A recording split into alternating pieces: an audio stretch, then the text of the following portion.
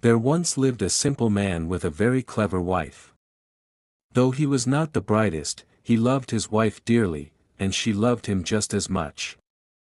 Together, they lived a happy and content life. Nearby, a clever man lived with his own wife, but she was ignorant and dull. He did not love her, and their home was filled with unhappiness. As time passed, the clever man became envious of his neighbor. He would often watch the clever wife and wonder, how did such a simple man marry such a brilliant woman? It felt unfair to him.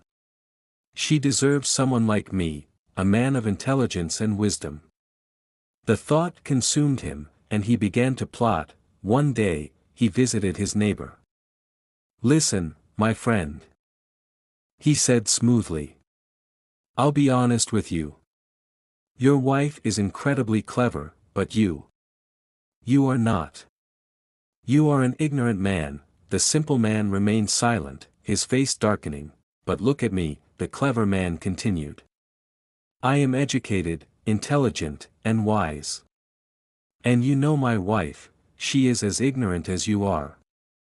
Wouldn't it be better if we exchanged wives? I will take your wife, and you can have mine. That way, we will all be happier." The simple man's heart pounded. He wants to take my wife. He clenched his fists. "You think I'm ignorant?" he said. "Well, I'm not as foolish as you believe," the clever man laughed. "Oh. Then let's see if that's true. Let's go to the judge, he will decide who is clever and who is not." Fear gripped the simple man's heart. What if I lose my wife? He thought. What kind of questions will the judge ask? Will I be able to answer them? But he had no choice. They stood before the judge, and the clever man wasted no time. "This man is ignorant," he declared, pointing at his neighbor. "Ask him anything, and you will see that he knows nothing." The judge nodded and turned to the simple man. "Very well," he said. "Tell me, how many stars are there in the sky?" The simple man's mouth fell open. He looked up at the heavens, his mind blank. The judge continued, "Then answer this, where is the navel of the earth?" The simple man felt sick with worry. "I don't know." He shook his head, defeated. "Oh, my dear wife, I have lost you," the judge sighed. "These are difficult questions," he said. "Take the night to think about them. Return tomorrow with your answers." Heart heavy, the simple man trudged home. The sun had set, and the sky was filled with countless twinkling stars. He stood outside, staring upward, desperately trying to count them. His wife stepped out and saw him. "My dear husband, what are you doing out here?" she asked. "I must count the stars," he said miserably. "If I fail, I will lose you." "What?" she cried. "What are you talking about?" With a broken voice, he told her everything, the clever man's scheme, the judge's challenge, and his own despair.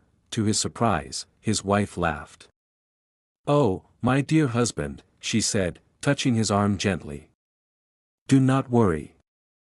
I will give you the answers. Now come inside and rest." The next morning, the clever man arrived, smirking. "Are you ready to face the judge?" The simple man stepped forward with confidence. "Oh, yes," he said. His wife handed him a basket filled with tiny grains and a sturdy spear. With these, he and the clever man set off to see the judge. The judge sat in his grand chair and asked, "Tell me, how many stars are there in the sky?" The simple man poured the grains from his basket onto the ground. "The number of stars is the same as the number of grains in this basket," he said. "If you don't believe me, count them yourself," the judge chuckled. A clever answer. "Now," the judge continued, "where is the navel of the earth?" The simple man took the spear and drove it into the ground in front of the judge's feet. "Here," he said. "If you don't believe me, dig and see for yourself." The judge laughed heartily. "This man is not ignorant at all, he is quite clever." The clever man's face turned red with anger. He's not clever. Someone must have helped him. The judge turned to the simple man. Is this true? Did someone give you the answers? The simple man smiled. Oh, yes, my dear wife told me. Then his smile faded. His stomach dropped. Oh no. I've been foolish, the clever man grinned triumphantly. You see, Judge. He is not clever at all. So let's exchange our wives, the judge nodded. You're right. His wife is too clever for him. Go home and prepare for the exchange. Tears filled the simple man's eyes as he walked home. His wife saw his sorrow and rushed to him. What happened, my love? I've lost you, he said, his voice trembling. The judge has decided, his wife smiled gently. Not yet, my dear husband. I have a plan. Do exactly as I say. That evening, the simple man invited the clever man and the judge to dinner. Welcome, he said. My wife will prepare a meal for you. The clever man's mouth watered, imagining the delicious food that awaited. The wife emerged, carrying a golden pot and a beautiful basket. Please, enjoy, she said sweetly.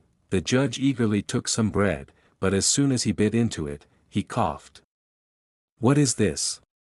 It's burnt. The clever man frowned as he took a spoonful of chicken stew. His eyes widened in horror. This stew still has feathers in it, the wife smiled innocently. Oh. But this is how I always cook. You don't like it? The judge pushed his plate away, unable to eat another bite. He turned to the clever man. Well? Are you ready to take this clever woman as your wife? The clever man hesitated. He looked at the woman, then at his plate. Finally, he sighed.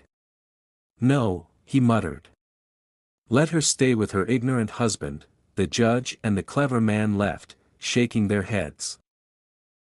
As soon as they were gone, the wife laughed and threw away the terrible food. Then she brought out a warm, delicious meal. Oh, my dear wife, the simple man said, eyes shining with love. You deserve a better man than me. She took his hands in hers. No, my dear husband, she whispered. You are the best man in the world, and I will always love you.